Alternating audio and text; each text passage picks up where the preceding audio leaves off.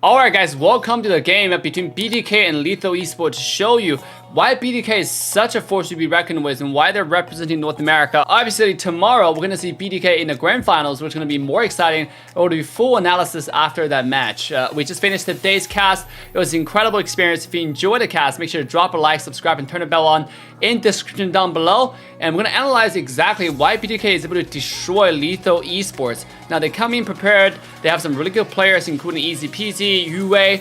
But in the end, it just wasn't enough. They pull off a really good fight though. So let's quickly go through the ban picks right here. Starting off the game, we got Phobius, Xborg, and Jawhead. Some of the bans, again, I don't like the Phobius bans. I think there's so many ways you can counter it. As long as Esmeralda is available, you don't have to ban Phobius. It's just a hero that is good, but at the same time, it's not that good. You know, there's so many ways you can counter it. You can pick Roger and just don't dash and beat his ass, smash his head down. So I don't understand this ban, to be honest. I don't understand this pick when the condition is not met. Paquito just make a lot of sense. This hero is way too strong in the side lane. You would have seen me ban it in a rank. So we see Paquito and Lunox, and we see Hakaja being banned by bTk. By the way, the name displayed on screen has some errors because they have some API they're using that display the names, but it's just bTk on all those names here. It's just the B and K bTk has special symbols, so I guess it's not showing up here. Alright, let's see. Mathilda's a really good pick, and we instantly see bTk taking Esmeralda Lilia. This is the pick that I have to talk about because it's such a good pick in so many things that bTk like to do, because they have to give the focus to Zane all the time. Like, that's bTk's playstyle. So when they have a really strong mid lane, it does allow Zane to roam around with a certain amount of protection in the early game. So Lilia is an essential pick to their composition. I'm actually surprised why that for the other side, for team Lethal Esports, they're not banning this Lilia. I mean, they should ban this hero. This hero is too strong, too powerful. So for bTk, for what they want to accomplish. And obviously Shark gonna take out the Popo and Koopa. Let's see, Roger and Alice are not bad pick. Alice late game and Esmeralda, they're 50-50. You know, you cannot say which one is exactly stronger. Alice, Esmeralda, both forces to be reckoned with. Alice probably do more burst damage. Esmeralda is more sustained. It's really hard to kill. She's more of a split push monster. Roger early game, just really good pick overall because Team Lethal Esports are pretty good players. Even though the team name you might not be familiar with, but overall the team is really good. So let's quickly skip forward to the bans. Granger, Natan has both been banned away for Zane because they know Zane hasn't picked. But obviously Zane have a lot of other hero choices like Yi Sun Shin, for example, Claude. All those marksmen are really good. And I remember bTk ended up going with Yi Sun Shin here. Let's quickly skip forward. We got a Uranus and Eve being taken out by Lethal Esports, and sure enough, Zane's gonna take out Yi Sun Shin. This is actually one of the most comfortable pick for Zane. He has been playing this hero for many, I don't know, thousands of games. I wouldn't exaggerate like that, but he's United States Supreme, top global, so I don't think banning Zane is a good idea. Maybe you can ban Hui, maybe you can ban Cardi. I think if you want to target bTk, the best way to do so is obviously ban their side lane, right? Cardi's hero pool is not as good as some other players on the team. He's really good.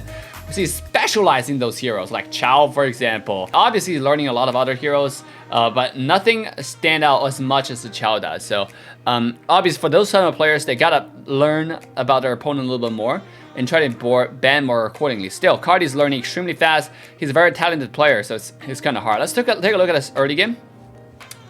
I like what bTk is doing with the Popo and Koopa, right? Because you can see that usually you have a hero like Mathilda. She's supposed to be playing really strong, but Popo and Koopa is like, nah, not gonna happen. Your skill 1 just doesn't do enough damage to me. Look at what happened, right? Popo and Koopa completely nullified the early game potential from Yue, from this Mathilda, which is supposed to be the other way around. And now this is gonna take a beating here. Esmeralda coming in. He barely got away, by the way. The flame shot, no, not even got in the way. That's how powerful that is. And that's how powerful that hero is. Now, even Uranus and Roger wanted to invade. It just didn't work out. It's still going to be a even number fight on the top side. And Shark quickly went back to top side to help Zane. This is what I tell the casters also. This is what make bTk so strong, because they play like a team. This is also why I think bTk going to the M3, they're going to have a real chance of winning the whole thing. This is the team in North America that is so unified right now that no other team even come close, because they actually play together for so long as a team of 5. You know, like you think about all the the history that we have regarding Gosu, some other team that stayed along, for example, Akatsuki, they disabled. Gosu, with the biggest YouTuber in North America, still disabled. They have two, if you add Hoon and General together, they're probably the biggest, most popular squad in North America. They kind of just disappeared, right? But the General is having a hard time finding players. Feel bad for that guy. But look at this, Uranus coming into the bush. It's his job to find a vision. Unfortunately, it's not going to work out for him. Look at BTK's positioning. You know, let's look at his team fight one more time. Uranus is looking to come into the mid lane because nobody's showing, not this two, but two other people are still hiding. BTK is really good at doing that. And Uranus walked in, it's just a mistake. He thought he can survive. Uranus early game is not that tanky. And I don't know why UA decided to go back in and to give him a one extra. At this point, if you just give a dash and walk away and let Uranus jump back, because you have two people here. I don't know why UA went in, so that's a suicide move that they did, which is quite interesting. I don't know why they decided to do that, but it's something they wanted to do, so just gonna let it happen. Now, next few minutes, I'm gonna skip the farming though, because there's nothing important. When the stuff that comes that's important, we're gonna talk about rotation choices. So over here, you can see from the top left corner, Zane's going back to jungle to farm. You saw the Uranus here, but what is Zane doing? He's ignoring the Uranus, because know that two of them alone is not gonna kill this guy. They don't have enough call control, they don't have enough burst damage right now, so he's taking a really smart route, which is going back to jungle and farm. His most important role is to start a snowball, and that's what Zane does most, does the best, right? Whenever there's farm, even the old game that he played, because we played pro in a different mobile game before together, and then Zane has always been really, really good at getting farm and getting farm quickly, you know, and he focuses on that and he gets results. So this game, you saw the exact same thing. Like, he's able to focus on the farm, even though there are some distractions, but he's not easily distracted, right? Like, he just continue to focus on the farm, get what he wants. And let's quickly take a look at the bottom lane. Look at it. Look at the side of the map, by the way. The entire side of BTK jungle is cleared, right? This whole map, there's nothing left. And guess who cleared them all? No one else on their team touched a single creep. They saw Zane. He took everything. You know, the only reason he's here right now is Gold Crab on the bottom lane. He's not even sure to fight him. Like, look, when team fight is happening, what is Zane doing? Screw that, I'm going for the Gold Crab. It's not until they know this is a dead fish in the bottom lane, they can get this kill, get the gold plates on the bottom tower, and even then, look at Zane. He's just getting farm right here. He's ignoring the entire team. That's the chase, pursuing happening on the side. He's focusing on farm, focusing on snowball as a carry should. And then the team is allowing him to do that, right? The rest of the team are kind of pushing him away to give Zane as much farm as they possibly could. Even Cardi, he landed all on two people just so Zane can take the gold crab on the bottom side. The team is really heavily focused on zoning them away and giving Zane as much room as possible. And then right after Turtle, what did they do? Go back to farm, right? Very, very organized, very, very disciplined. There's not so much surprises you're gonna get from BTK. The only creep that's left alone right here is on this side, a little small creep. And that's only because there's so much more on this side. And also bottom tier 1 tower is already taken down. So BTK can really take the opportunity to clear the mid wave, go to top lane, take the entire farm on the rest side jungle, and then force the top tier 1 tower. And that's exactly what they're gonna execute right here. So I'm gonna quickly skip forward. You can see that Shark is poking them, but look at Zane. Right, everybody's rotating to the same side and they're playing on the same side. You're never gonna see Hui on one side and Zane on a completely different side. That's usually what, not what BTK does. Shark does get caught a little bit here. You don't want to underestimate Easy Peas's damages from Roger. Roger's damage is the last person you want to ignore. Right? Obviously with Yue still doing burst damage on him. So look at top lane. What is Zane doing? Push top tier 1 tower. And I'm telling you, he's gonna stay here, right? Fight because they have set up a territory on the top lane, kind of set up a line here and just hide in the bush. He's not going anywhere. He has his eye set on this gold crab, right? They got a gold crab, and guess what they did? They get the top tier 1 tower, and Zane's out of there, right? They're not gonna push any further. There's no point in staying there. There's farm on the bottom side. He calculated his blue buff. He calculated his blue buff is coming back up, and he rotated to blue. Right, farm the blue and then probably farm the small camp and get a gold crab to see a pause request. So we're gonna go ahead and skip the pause. But everything they do right now is based off what's available on the map, what are the farms available on the map, and they just farm around it. So this is something that a lot of teams can learn. They're very organized. Also, Turtle is here, by the way. I forgot to mention that. So that's another reason why he is here to begin with. But here's the team fight I want to mention about Lethal Esports. They did a really good job of having Uranus and Yue just targeting down Zane. And that's what they're supposed to do every single time. You know, like they have to focus on Zane, but they were not able to get a lot of success. And also Chicken wasn't here. So it was a 5-on-4 to start off, right? There's 5 people here. Alice kind of zoned out. There's 2 people in the back. Lilia's already low to begin with. So go back to the team fight one more time. You have, by the way, Fleur got a beautiful ult here. Because he set up, the turtle kind of get pulled in an unfavorable position. Over here, they try to drag it out, but good job for the cops for moving up and just pushing these people away. So this turtle, Zane got pushed away, and look what Mathilda's doing. He's ulting Zane at the same time. Now this 2 dive on this person, Zane can't do any damage to this 2, right? He can do damage to Mathilda, but there's also a cops chasing him who's doing a lot of damage.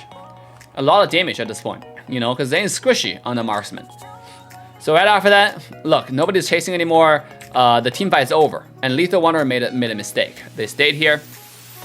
In the melee, the camera didn't pan enough. Obviously, the cameraman's still learning the game, but they got a kill, and Roger went too crazy. He got hooked by Ruby from the mid-lane tower, from the mid-lane all the way to the tower here. I don't think anyone died except for, yeah, even Yui got away, I believe. Yeah, that's right. And then, yeah, this team fight is not too much to watch, but look, Zane came back. Look at the minimap. They're fighting here. What does Zane do? Nah, fuck my team, right? I'm gonna go farm. You wanna make sure you clear out the jungle. This is a very typical MOBA, like a MOBA principle, all right, that people do. If you're a jungler, they always make sure all the jungle resources, so any other MOBA that you play pro for, you will notice player do the same thing. The jungler will clear everything before participating in team fights. This is very, very important because you want to make sure you're always farming. They want to make sure all the resources are taken. So even if you die, there's nothing on the map the enemy can steal. There's nothing on the map enemy can take, right? So look at Zane. Look at his movement. He's taking out all the farm on the rest side except for small camp because there's some skirmishes happening mid. And also because blue side was happening, spawning. So he quickly come bottom, take out the blue side jungle, and then pretty much gonna go get a gold crab. Yep. I'm gonna get a gold crab right now. Obviously I'm speeding out the game to show you the rotation so you don't have to watch the boring farming part. But yeah, a very disciplined type of gameplay. You know, it's very good. Now all the farm are cleared, right? 9 seconds on turtle. This is where BTK decided, okay, it's time for us to set up, it's time for us to fight. So look, Fleur in the back, getting the ultimate off, and look, Cardi is coming in, get the kill. So let's watch the team fight one more time. At this point, first the conditions are, there's nothing else left on the map except for the turtle. So I want to set up for the turtle. One really good way is to win the team fight and get enemy low or dead, right? So look at Zane's position in the back, and somehow this mage saw Zane on the right corner, still decided to ult here. I understand the Hui's kind of low and you want to get him and all that kind of stuff, but that's not how you do it, you know? Look, him get himself low, Cardi got an instant kill right here, and then obviously that already give entire BTK a really big advantage, and here's when Cardi pops off. Like he walks back, dodges a stun from Miggy, and then look, and the chase does easy peasy, get him to 1 HP, and quickly turn around. The little wiggle move that he does here is epic. And obviously this takes a lot of practice. For a lot of people, I have made the What Pro Never Tell You series. They talk about how you should practice the wiggle movements. And the more you practice the wiggle movements, the better it is. Right? The more you can play like Cardi with this type of reactions, the micro reactions, you know the Alice is coming out. You step back, dodge a stun, you pretend you're going up, but then just when you anticipate, okay, commit to the dash, commit to the teleport, you walk back, dodge the stun. That gives you the clear path to go backwards so you don't get rooted and take a lot of damage. Really good fight over there. I don't know why Cobbs is trolling here with the recall because he's losing the fight. And now BTK is going to invade because they already take so much. Top tier 1 tower, bottom tier 1 tower. Notice top lane tier 2 can be taken. Look, Zane dropped that buff, knowing they can come back because opportunity for this type of objective only come one time. And you can always come back to steal their buff, right? So they still eventually come back and steal their buff, but it's just, ooh, look at Cardi. You know, like he's definitely the star of the game.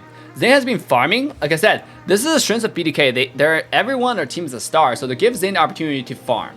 Right? Lethal Esports just didn't have anything to answer it. They don't really have a clear direction.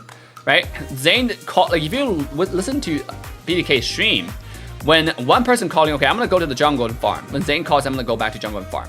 The rest of the team doesn't really become that aggro. right? And also, Cardi is a playmaker for the team. He always engages when he play Alice. Remember in the last tournament that you watched for the Pika tournament that also hosted NACC in North America? When Cardi was on Alice, it's the same thing.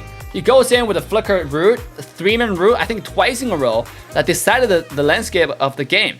So overall, playmaker right here. Obviously, Chicken is also a playmaker. This game, this entire series particularly, I gotta give the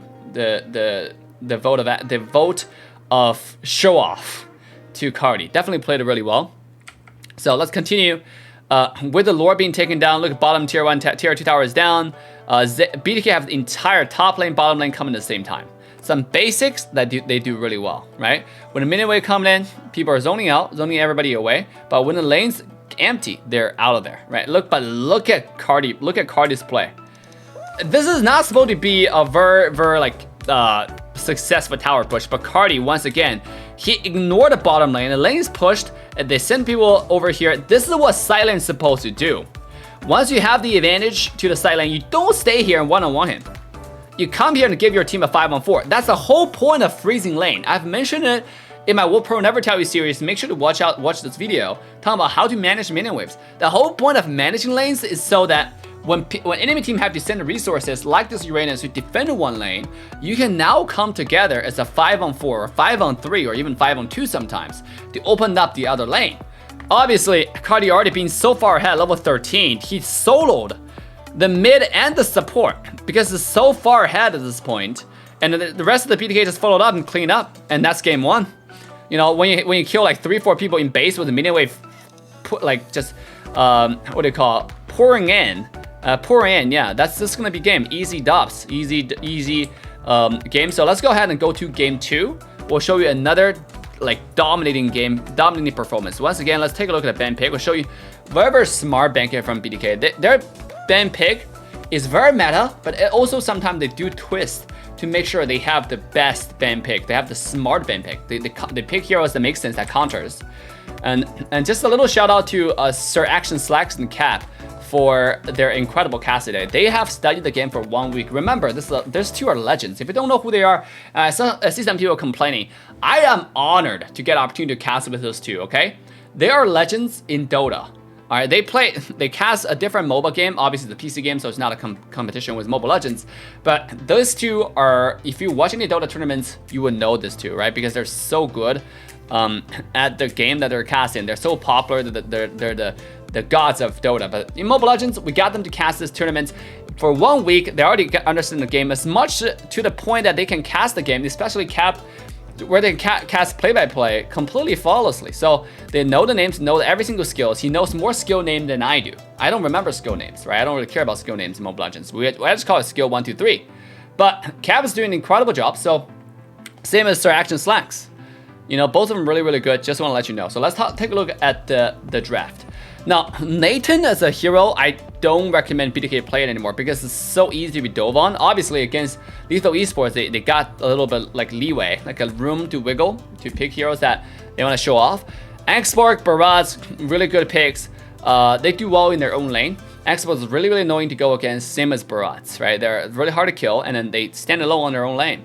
Paquito is also banned away, like the Paquito, Mathilda, Jawhead, Phoveus, and Lunox and Kaja. So I guess when you ban Phoveus, it's because for Nathan, you know, they want to make sure, because Nathan dash around every time he uses ultimate is dash. So it's good. It's a good ban because they want to take out that Nathan or Nathan. I like to call it Nathan. Back to the Nathan calling.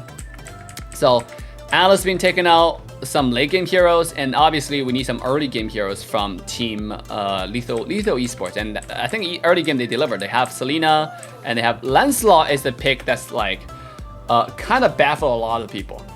People don't understand this pick. Now, I don't necessarily agree with this pick particularly because if you look at early game, because their side lanes are Alice and Esmeralda. So I understand you need some early game heroes that are really powerful, that's strong, right? In this case, what could you go with? The enemy have the Loi, right? Like, I mean, Loi actually last pick, so Lancelot second pick. I mean, you didn't know they had Loi, but Lancelot is not a bad pick, by the way, in this particular draft because it does kill Nathan really easily. Nathan doesn't have a lot of mobility. I've mentioned this over and over again. Still, if you look on the map, there's so many other choices, like Roger who can dive onto Nathan pretty easily.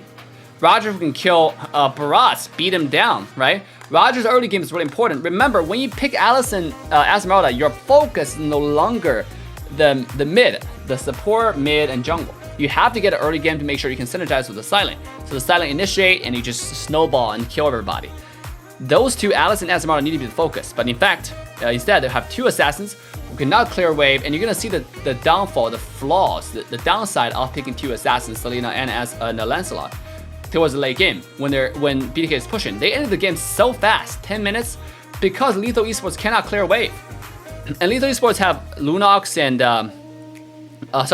Luo Yi and Rafaela, which makes sense in this particular draft. I personally don't like it because for Nathan, you need a front line. You need someone who can stay in the front, initiate, and Nathan follow up, one-shot somebody, right? Nathan's combo everybody knows. And I've made a bunch of guides for this character. If you haven't watched them, make sure to go watch a 1-minute guide. Make sure to watch the videos I made regarding the one-shot combos. It's really good.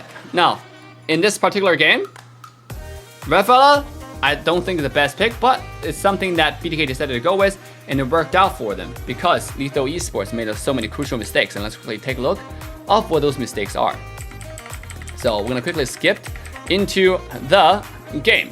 So starting off the game, both teams are just farming, not too much action here. I'm gonna quickly skip the farm. I think the initial phase is quite peaceful right here. Shark's most likely gonna build anti-heal's first item. If I'm Rafaela, I'm gonna build anti-heal's first item. But you can see Lethal Esports actually won the first team fight in a dominating fashion.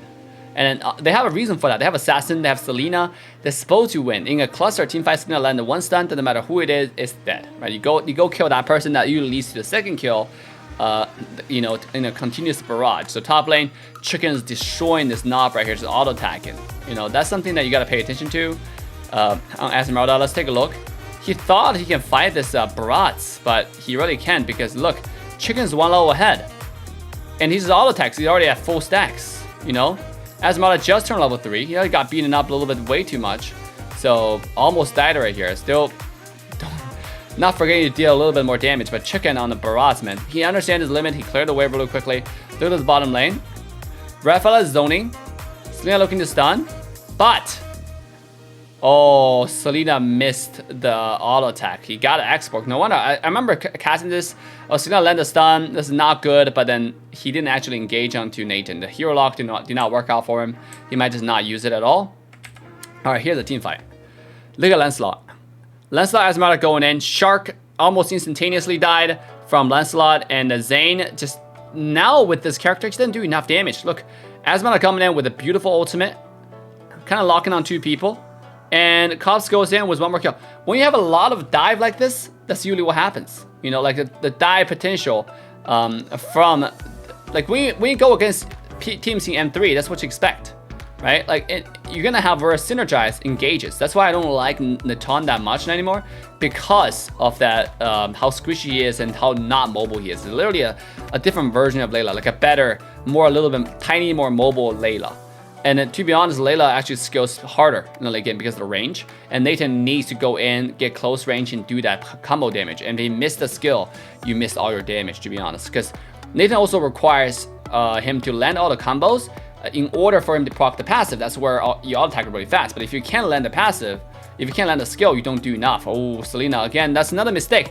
If you landed a stun over there, like, Zane's most likely dead, right? But again, that didn't happen because the mistake that Lethal Esports is making. They made quite a bit of mistake this game, which gave BTK a lot of opportunity. But overall, like, you can already see Nathan in this competitive scene is just not the best. I know in SCA, Nathan also doesn't have the highest win rate at all. So let's quickly skip the farming part of the game and then go to the next team fight. Okay, look at this one more time.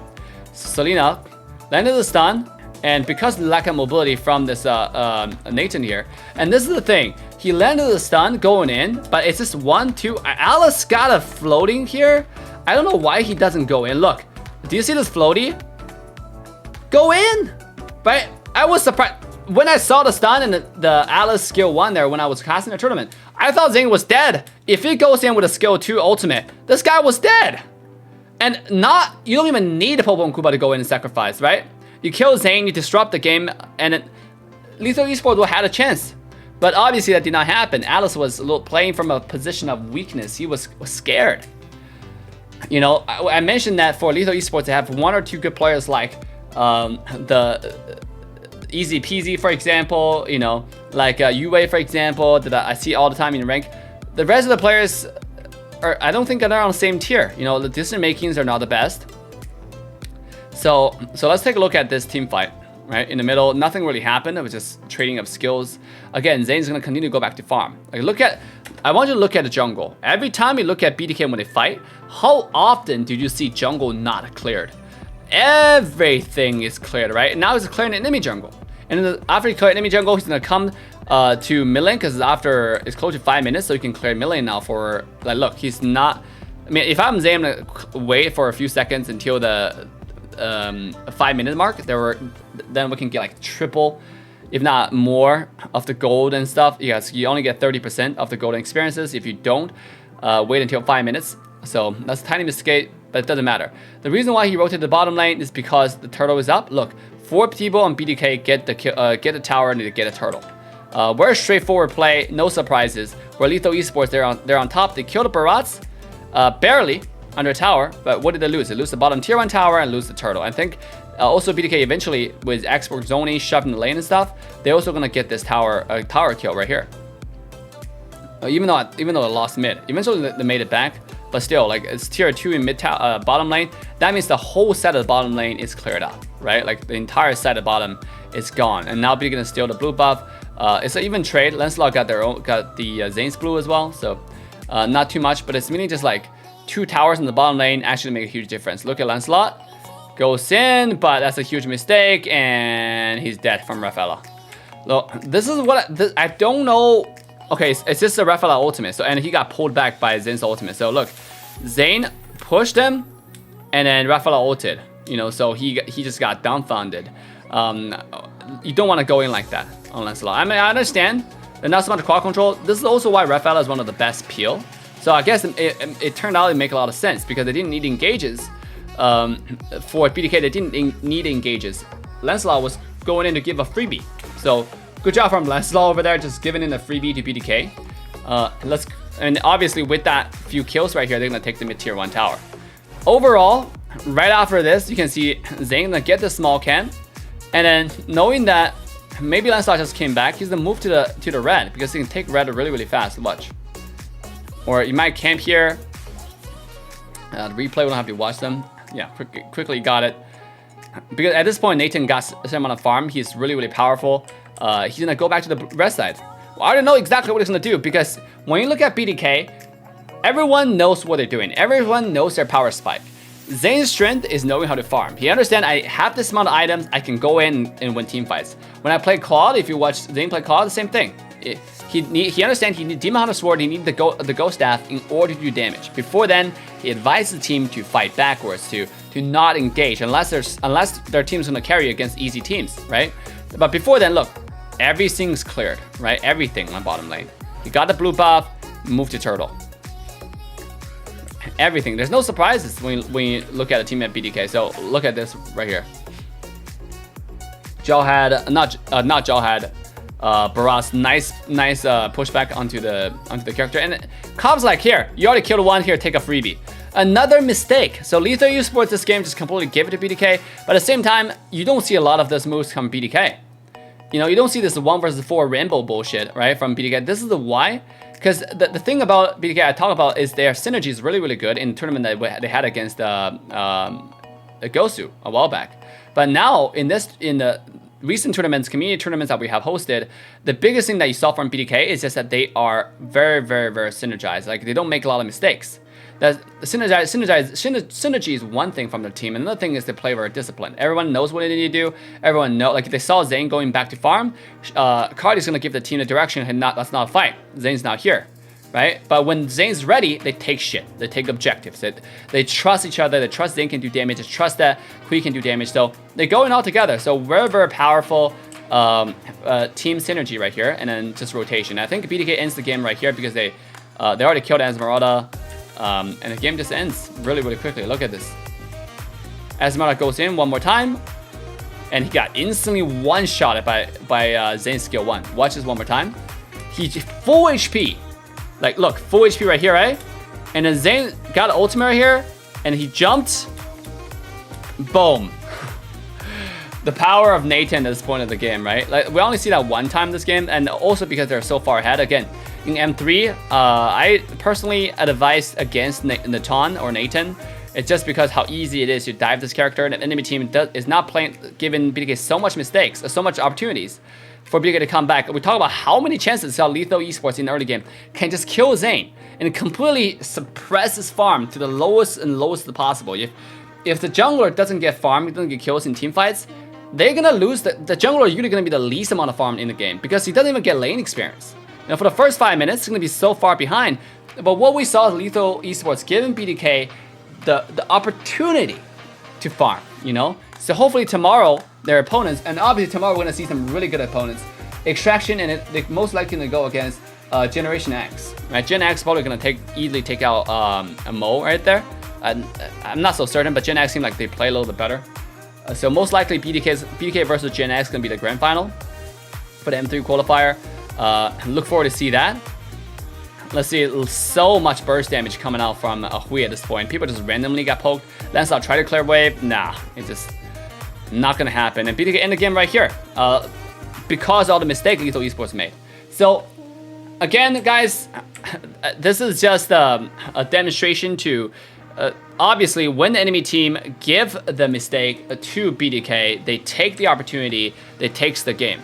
That's just my quick two cents on why they won this game. What do y'all think? Leave a comment down below. Remember to like, subscribe, and turn the bell on. Remember to watch today's grand finals because I will be caster for that as well. It's gonna be very, very exciting. I cannot wait to celebrate the North America representative who's going to M3. And guys, North America is gonna take this tournament. You watch, you wait. All the viewers in SCA who has been saying, all the haters in there who's saying like, okay, NA sucks, all that kind of stuff. If they have not watched the games that BTK is able to pull out, what NA can do, we have some really good talents here. And I think BTK going to Mobile Legends Tournament Worlds is gonna bring a fresh of new era, it's gonna bring a storm. So wait for the storm, support NA representatives, support NA team BTK, support M3. So with that, signing off, I'll see you guys in the tournament, in the grand finals, to celebrate. Let's go. Just for the thrill of it, nothing counterfeit with you, just the thrill of it.